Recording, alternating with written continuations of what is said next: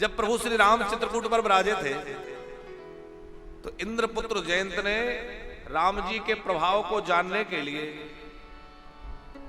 जानकी जी के चरण में कौआ बनकर के चोंच मार दी। अब दृश्य क्या है, किशोरी जी विराजी हैं और उनकी गोद में मस्तक रख करके राम जी लेटे हैं, राम जी के नेत्र बंद हैं और किशोरी जी के गोद में मस्तक है। इंद्रपुत्र जयंत कौआ बनकर के आया और जानकी के चरण में चोंच मारी।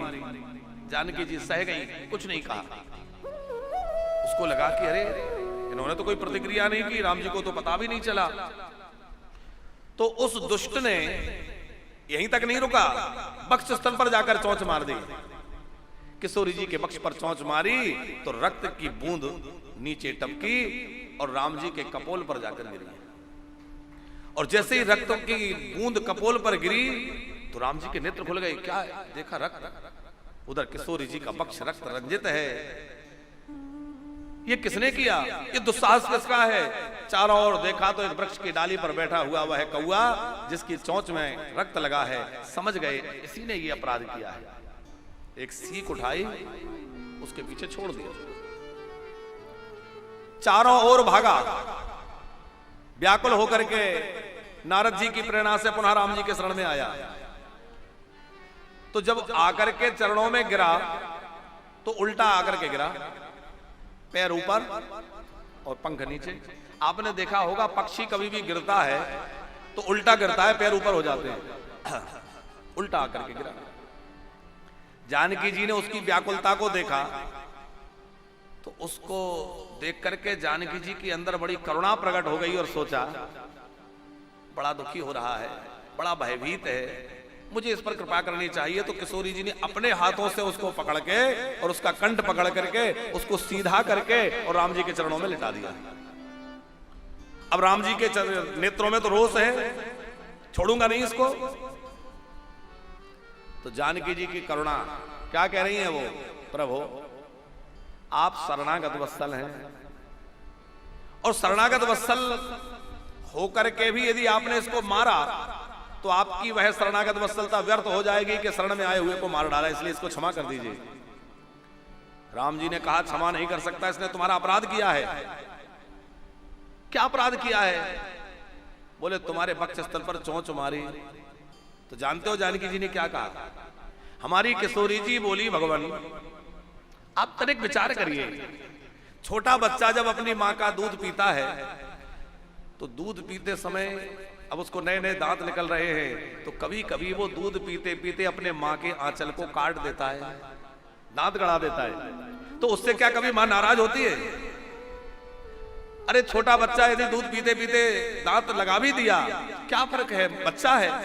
तो उसी तरह ये भी तो छोटा बच्चा ही है, यदि इसने चोंच लगा दी क्या फर्क पड़ता है? राम जी ने कहा ये छोटा बच्चा नहीं है, देवराज इंद्र का पुत्र है। किशोरी जी की करुणा देखिए, वो बोली नहीं नहीं प्रभु आपको कुछ भ्रम हो रहा है, ये छोटा बच्चा है, इतना अबुध है कि इसको तो प्रणाम करना भी नहीं आता कि प्रणाम कैसे करते हैं। प्रणाम करने में पैर ऊपर इसके, कोई ऐसे प्रणाम करता है? लेकिन छोटे बच्चे ऐसे ही करते हैं। आप छोटे बच्चों को कहिए कि देखो महाराज जी प्रणाम करो, गुरुजी आए प्रणाम करो। अब जो 1.5-2 वर्ष का 2.5 वर्ष का बच्चा है, अब वो जानता ही नहीं प्रणाम कैसे करें, तो महाराज जी इधर खड़े हैं, वो इधर लेट रहा है। होता है कि नहीं ऐसा? उसको प्रणाम करने ही नहीं आता। बोले जैसे अबुध बालक को प्रणाम करने का भी बोध नहीं है कि कैसे करना चाहिए, वैसे ये इतना अबुध है कि इसको तो प्रणाम करना भी नहीं आया, उल्टा आकर के गिरा। प्रभु ये तो बहुत अनजान है, इसको क्षमा कर दीजिए, तो छोटा सा बच्चा है और भगवान आपकी शरण में आया है, शरणागत हो गया है। और राम जी का क्रोध कुछ शांत हुआ और उन्होंने कहा देवी तुम कहती हो शरणागत हो गया है, लेकिन शरणागत होने का अभिप्राय तो ये होना चाहिए कि कोई सदगुरु की कृपा से मेरे शरण में आता है। शरणागति माने गुरु दीक्षा, गुरु दीक्षा के बाद शरणागति होती है। तो इसने किससे दीक्षा ली, कहां मंत्र लिया? जानते जानकी जी ने क्या कहा? बोले इनको आपके परम भक्त देव ऋषि नारद ने आपके पास भेजा है। तो ये निगुरा नहीं है, ये अपने आप नहीं आया है, यह है देवर्षि नारद का भेजा हुआ आया है। माने गुरुजी इसको नारद जी मिल गए, उन्होंने आपके पास भेजा है। तो बोले जब कोई गुरु दीक्षा देता है तो कंठ में कंठी धारण कराता है, तुलसी धारण कराता है, मस्तक पर तिलक धारण कराता है, इसके कहां ये सब संस्कार हुए? तो राम जी बोले कि ये संस्कार कहां हुए? जानकी जी बोली भगवान जब ये यहां आकर गिरा तो उल्टा गिरा, मैंने इसके कंठ को पकड़ा तो इसके कंठ में मेरा हाथ लगते ही इसका वो कंठी वाला संस्कार संपन्न हो गया।